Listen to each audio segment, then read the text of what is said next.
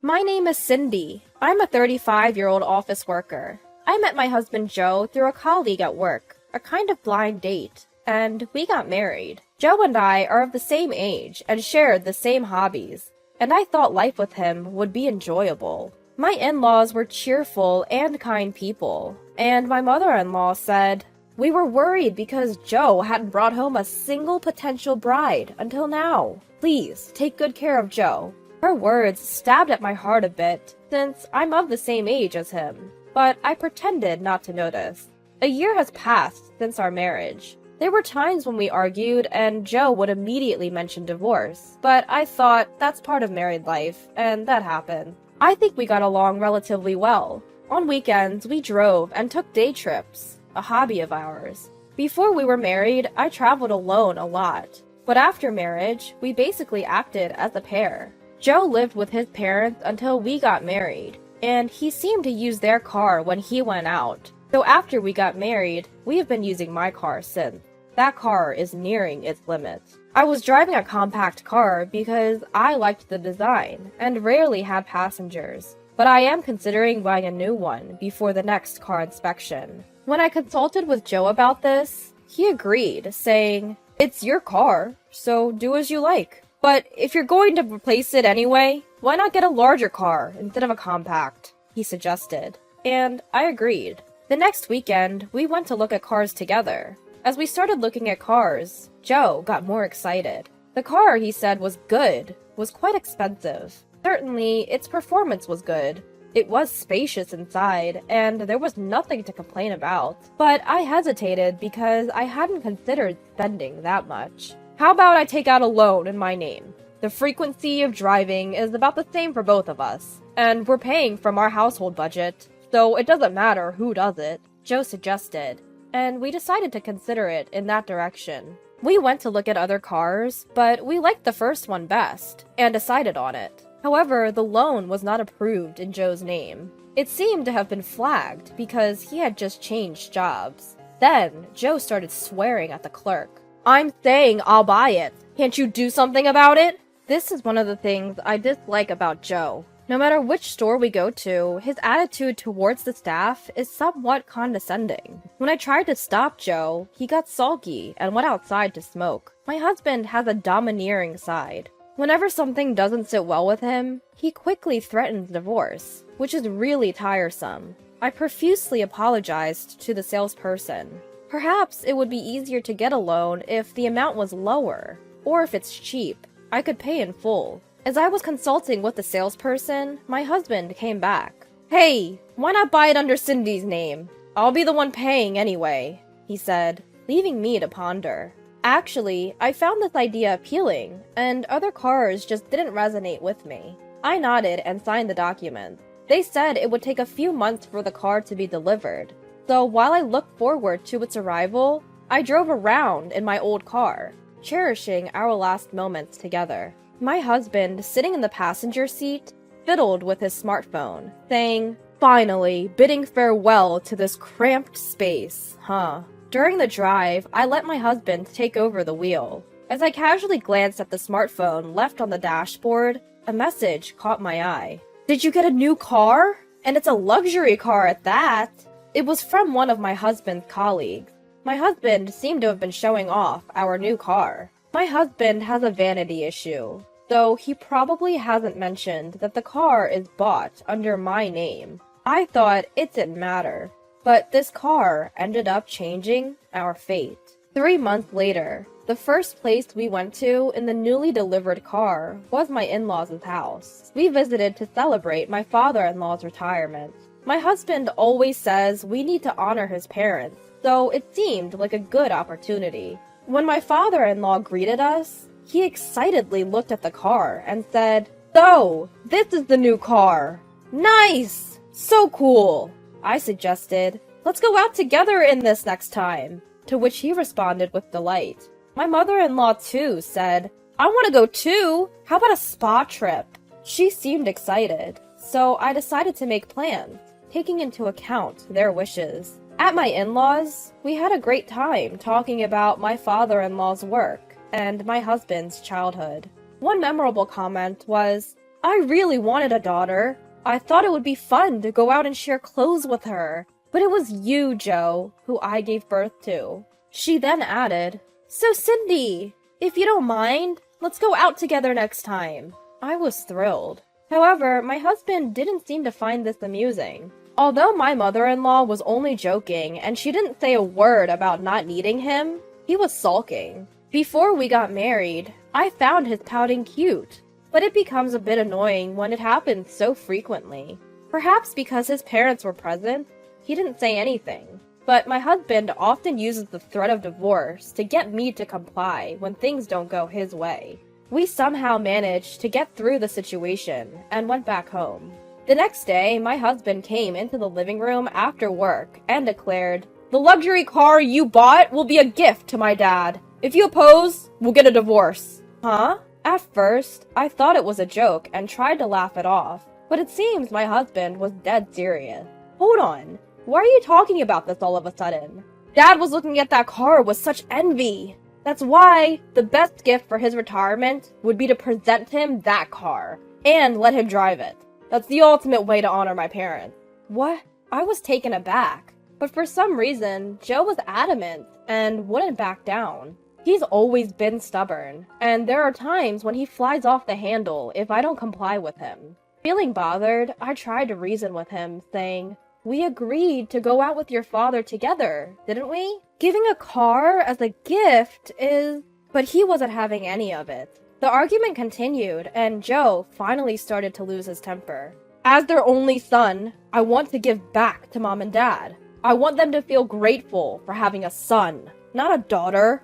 It seemed that Joe was still bothered by his mother's remark from yesterday about wishing she'd had a daughter. Perhaps he was feeling competitive because his mother had said she wanted to go out with me. I was flabbergasted, but there's no way we could afford to gift a car of that value. Why don't we gift them a trip to a hot spring resort? You agreed to this yesterday, didn't you? Still unsatisfied, Joe glared at me. I married you, a woman past her prime, didn't I? You, with nothing to brag about. Do you know who's responsible for the life we're leading? Just once, listen to what I have to say. Hearing his harsh words, my feelings for Joe rapidly cooled. Past her prime, huh? I was aware of it, but it's infuriating when someone else points it out. On the contrary, I'm doing the housework, so I'm probably better off than Joe, who can't do anything. I'm also working, and our livelihood doesn't rely solely on Joe's salary. With these thoughts, the parts about Joe I dislike started popping into my mind. His attitude towards waitstaff, his quickness to sulk, his unreasonable stubbornness. I had been trying to ignore it, but now it was starting to frustrate me. As these thoughts swirled in my mind, Joe left the room and came back. Then he handed me something. Huh? What caught my eye was a divorce paper. When I looked up in surprise, he said, Just sign the car ownership transfer document. If you don't like it, you can fill out the divorce papers and leave, okay? What's it going to be? And what's more, the divorce papers were already filled out. I've had it, I muttered. All right. When I did, Joe nodded in satisfaction, tossed the divorce papers aside, and retreated to his room. The next day, Joe brought the necessary documents for the car's title transfer, saying, We need these. Can we do a title transfer even though we've just taken out a loan? I pondered this question as I took the documents. I decided to confirm this with the dealership where we bought the car. It turns out changing the title while a loan is still in effect is quite a hassle. On top of that, because the user is changing, my father-in-law's approval is required, meaning it couldn't be a surprise gift as Joe wanted. Moreover, my father-in-law never hinted at wanting a car. If I explained this, I thought, Joe would give up. I also discussed the option of selling the car. I wasn't sure if I wanted to continue driving it now that it felt tainted. It was a popular model, and production hadn't caught up with demand, meaning it could take a while to get a new one. Therefore, I could potentially sell it at a high price. If so, I could use the money to pay off the loan and choose a new car that I like. When I got home from work and told Joe that changing the title is complicated because of the loan, he said, Then we have no choice but to buy another car. Dad will definitely be delighted. Excuse me? Dad never said he wanted a car. Guess we're really getting divorced then, Joe mumbled, and returned to his room. I just couldn't take it anymore. I was willing to give it a shot if he apologized, but I couldn't continue this marriage. I decided to pack my stuff. I also decided to sell the car. The dealership offering the highest price agreed to pick it up at a later date. I felt relieved. I planned to move out while Joe was at work the following week. This would put an end to everything. With these thoughts, I finished my Friday shift and returned home to find that the car was missing from the parking lot. What? I rushed inside to check if the car keys were still hanging in the usual spot. It's not here! I turned pale and dialed Joe's number. However, no matter how many times I called, he didn't pick up. Even after I sent a message asking him to get in touch, he didn't even read it. Did Joe take the car somewhere? But that car is already... 3 hours later, I finally got a message from him. He said he was going on a trip with a colleague, and that we both needed to cool down. What? I exclaimed, involuntarily raising my voice at my phone screen. It was frustrating, but if he was going on a trip, he certainly wouldn't be coming back tonight. I decided to quickly put the plans I had made over the past few days into motion. I called a real estate agent I knew from work and signed the lease on the apartment I had asked him to reserve. I also contacted a moving company. The next morning, the movers came and moved out all my belongings, furniture, and appliances. My new place was close by, and by mid-afternoon, my new life had begun. Perhaps it was the weight off my shoulders, but I found myself dozing off. Then I was awakened by the ringtone of my phone. It was a call from Joe. He must have come home, found me gone, and was surprised enough to call, I thought, smirking a bit as I answered the phone. Cindy, can you help me? As I expected, Joe's voice was frantic, but he didn't seem to be at home. He went on. I've had an accident and my insurance isn't covering it.